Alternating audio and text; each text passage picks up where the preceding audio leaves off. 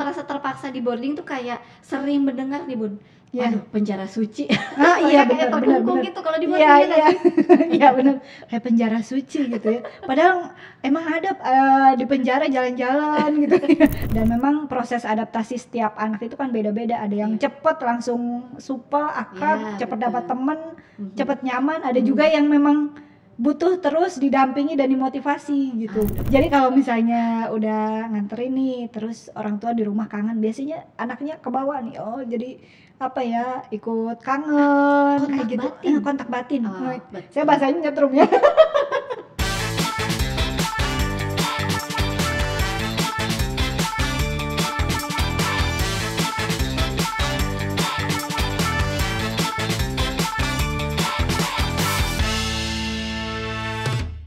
Assalamualaikum Ayah Bunda, balik lagi di KDDA, Kenal Dekat Dunia ABG, masih dengan Ajeng dan Bunda Hasanah. Bunda Hasanah. Oke, sebelumnya kita udah ngebahas tentang kenakalan remaja. Betul. Ini mungkin jadi salah satu kebimbangan orang tua. Ya. Ini bingung nih, anak udah mulai masuk sekolah, ya. udah ngeri-ngeri sedap ngelihat berita-berita anak banyak yang melakukan kenakalan Kenakalan remaja remaja, sampai ke ya. yang ekstrim gitu ya Betul. Bun. Aduh, enaknya sekolahnya di mana ya? Apakah dia di boarding ataukah dia di sekolah umum gitu, tapi full day full gitu ya. day Iya. dan lain sebagainya gitu ya. Ada tips gak sih dari Bunda atau misalnya spill buat ayah bunda di rumah gitu ya, apa yang perlu disiapkan ketika misalnya kita mau memilih sekolah yang tepat untuk anak-anak kita? Ya, kalau untuk sekolah yang tepat gitu ya, yang pasti lihat dulu lingkungannya kondusif enggak gitu. Kemudian alumninya, testimoni alumninya Iya, bagaimana keluar dari sekolah itu, apakah masuk ke SMA favorit kah atau kampus-kampus favorit kah gitu ya. Dan akhlak adab gitu ya, mungkin terlihat dari cara berpenampilannya, kemudian cara komunikasi ketika di depan umum gitu kan pasti terlihat ya. Betul, gitu mana betul. Dan bisa dicirikan kayak misalnya kita di sini kan ketika keluar, oh ini mah anak Asifa misalnya kan gitu Bener ya Bun? Iya Ini Subang gitu. kayaknya kelihatan, Iya. ini kayaknya anak Asifa Iya, deh, udah gitu. punya ciri khas. Udah punya gitu. ciri khas, itu Betul. penting ya Bun. Jadi kalau kita Penting, milih sekolah, penting. kalau udah punya ciri khas kita mudah Iya, dikenal ya. iya betul. Selain juga sarana prasarana mungkin ya, dan prestasi juga gitu. Seperti itu sih. Dan yang paling penting itu lingkungannya yang kondusif. Betul. Tapi tantangannya ada aja nggak sih Bun, kayak orang tua tuh sudah srek dengan sekolah yang sudah memenuhi kriteria tadi Bunda sebut, tapi anaknya masih belum mau. Iya pasti ada Pasti ada tantangan. aja ya. Pasti Gimana ada tuh aja. Bun caranya supaya orang tua itu memberikan masukan ke anak gitu ya, atau mungkin tantangannya apa ketika anaknya nggak mau sekolah gitu ya. di sekolah boarding, tapi itu mungkin jadi salah satu pilihan yang tepat nih kalau dari orang tua buat anak. Gimana Bun? Ajak diskusi dan di soundingnya tuh dari mungkin kelas 4, kelas 5 gitu. Dari jauh hari. Dari jauh hari dipupuk gitu. antusiasme dari Iya jauh. betul. Dan lebih enaknya kalau misalnya kakaknya yang udah di boarding juga gitu kan, udah sering punya role model ya. Iya gitu, udah sering lihat, sering tahu kondisi lingkungannya gitu ya. Jadi disounding dari awal, kemudian diajak diskusi dan diajak diskusinya tuh, coba kalau misalnya di boarding sama misalnya di sekolah umum, kelebihannya apa aja nih gitu. Betul. Mana yang paling banyak kelebihannya buat misalnya adik atau buat kakak gitu. Betul. Terus kalau misalnya kekurangannya apa nih kalau misalnya di boarding sama di sekolah umum misalnya. Kekurangannya apa, kelebihannya apa. Nah, dibandingkan tuh mana yang paling banyak. Walaupun sebenarnya secara tidak langsung kita udah udah masuk gitu kan, betul, sebagai betul. orang tua mengarahkan, cuma secara secara halus gitu, nggak langsung, nggak bisa kakak harus di boarding, pokoknya nggak mau tahu Umi sama Abi pengennya kakak mau di boarding. Nah kan makin biasanya kalau remaja tuh kayak pegas, jadi semakin ditekan tuh semakin mental gitu. Betul. Gitu. Malah mereka kalau merasa terpaksa di boarding tuh kayak sering mendengar nih Bun, waduh penjara suci. Iya kayak benar. gitu kalau di boarding. Iya benar, kayak penjara suci gitu ya. Padahal emang ada di penjara jalan-jalan gitu. Kita ada outing gitu. Wah, seru ya. Ada bisa outing. makan-makan enak apa kayak gitulah. Ya, Ya, jadi itu jangan mindset cuma anak-anak ya. mindset anak-anak, karena emang anak-anak tuh senengnya yang happy, Bebas terutama. Nanti gitu. bebas main gadget, bebas main kemanapun, bebas pulang malam, Itu nggak ada tantangan yang berat ya, Bun? kekangan. Iya sih itu. Iya itu. Dan kalau misalnya nih ada juga anak yang awalnya dia sudah masuk di usia remaja itu udah masuk sekolah, Ya. tapi dia dipindahkan nih ke sekolah barunya. Apakah setiap anak tuh wajib beradaptasi dengan lingkungan baru khususnya di sekolahnya? Dan gimana biasanya case mungkin dari pengalaman Bunda yang pernah menangani anak-anak Iya. yang pindahan awalnya lingkungannya ya bebas tadi gitu ya, tidak teratur dan lain sebagainya, ternyata pindah ke boarding tuh wah semuanya langsung, serba diatur. iya, Gimana iya. tuh? Yang pasti harus adaptasi sih ya. Adaptasi itu wajib bagi anak-anak, bukan cuma di boarding, kayaknya di sekolah umum juga mereka harus adaptasi karena kan lingkungan baru, teman-teman baru, guru-guru baru gitu kan, dengan suasana, metode pengajaran yang baru semuanya. Ya jadi harus adaptasi gitu. Dan memang proses adaptasi setiap anak itu kan beda-beda. Ada yang cepet langsung supel, akrab, cepet dapat teman, cepet nyaman. Ada juga yang memang butuh terus didampingi dan dimotivasi gitu. Baik oleh gurunya, baik oleh orang tuanya gitu. Nah kalau di boarding itu pak kuat-kuat ibaratnya. Yang kuat kalau orang tuanya kuat ya insya Allah gitu ya nantinya bisa berlanjut lah gitu. Tapi kalau misalnya salah satunya nggak terlalu kuat gitu, menyerah ya udah gitu. Kalau yang introvert Bun, sebenarnya bisa nggak sih kalau di boarding, dan apa tantangannya untuk menghadapi anak yang introvert dimasukkan ke boarding?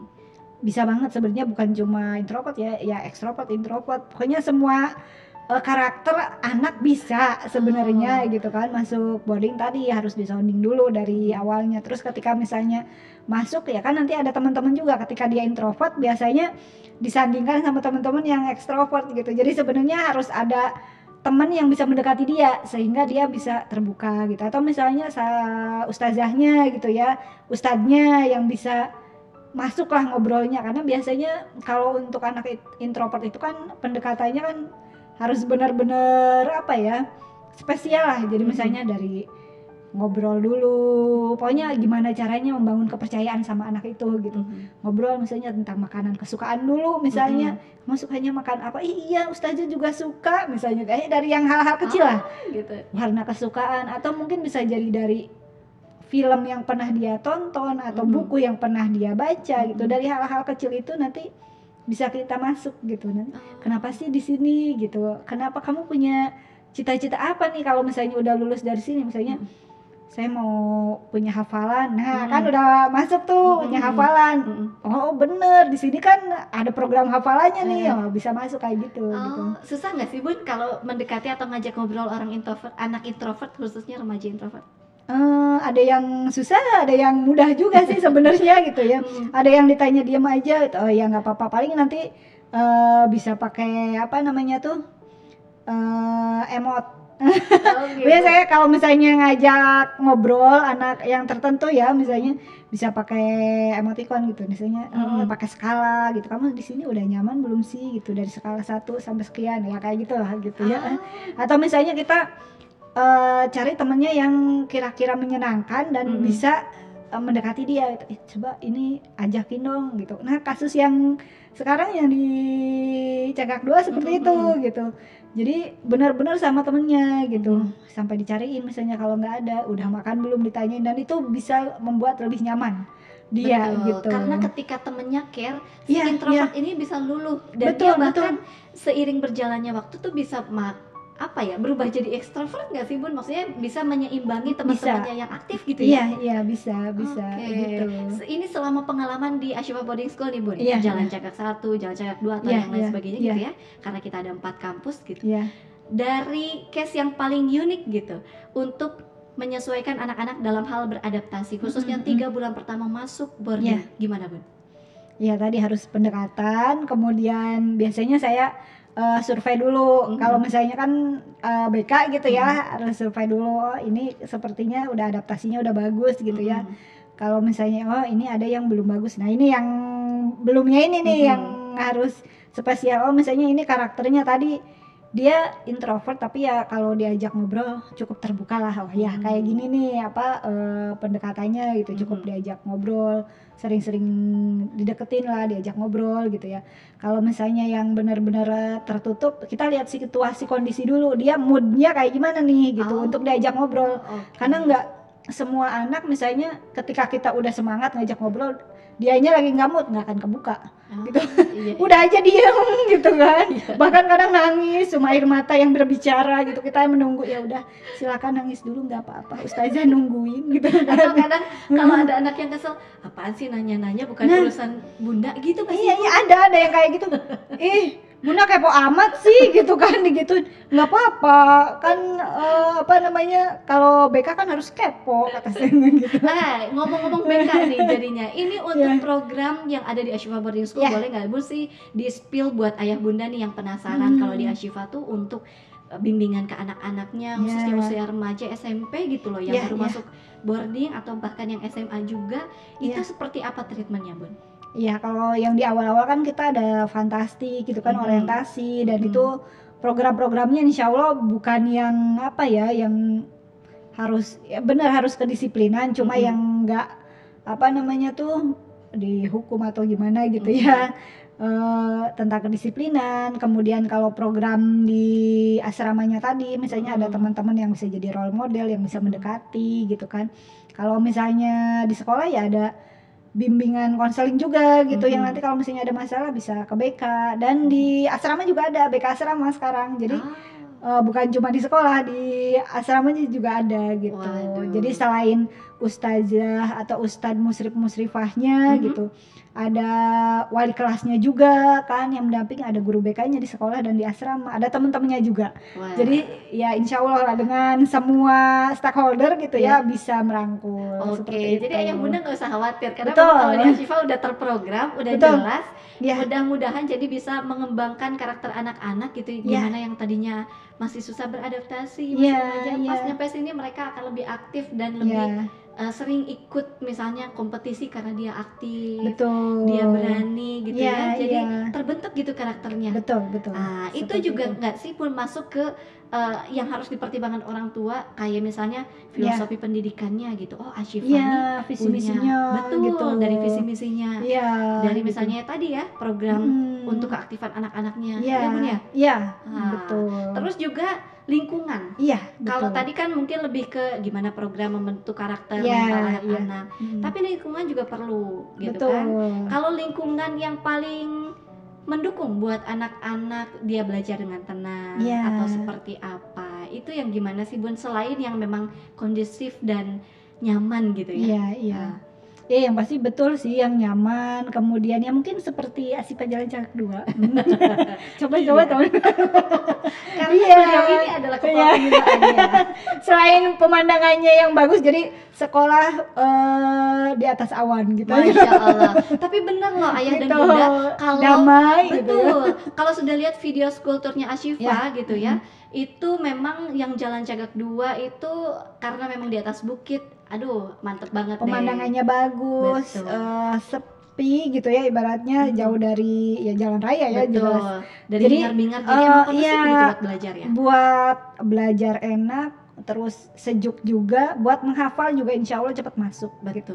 Masya Allah. Seperti dan itu. tidak hanya Jalan Cagak 2 nih, ayah dan bunda kita juga kan ada Jalan Cagak 1 yang ada sama gitu ya. Betul, terus ada Wanareja juga. Ada segala heran. Itu MTS-nya. Lengkap ya, ada SMP, ada MTS, ada SMA, ada SMK, ada MA juga. Aduh, udah paket lengkap. Betul, paket lengkap banget. Paket komplit lah, tinggal dipilih. dipilih gitu ya. Oke, jadi orang tua tuh yang lebih menantang Bun. Kalau pengalaman bunda ya, khususnya Jalan Cagak 2 juga kayak misalnya baru nih gitu ya. Walaupun bunda sudah banyak pengalamannya di Jalan Cagak awal dulu gitu kan. Betul. Itu yang paling menantang buat orang tua ketika nganterin anak-anaknya yang baru masuk boarding. Kayak gimana Bun serba-serbinya? Yang pasti tadi orang tuanya harus kuat dan biasanya nyetrum. Kalau nyetrum, jadi kalau misalnya udah nganterin nih, terus orang tua di rumah kangen, biasanya anaknya kebawa nih. Jadi ikut kangen, kontak kayak gitu. Batin. Kontak batin. Saya bahasanya nyetrum ya.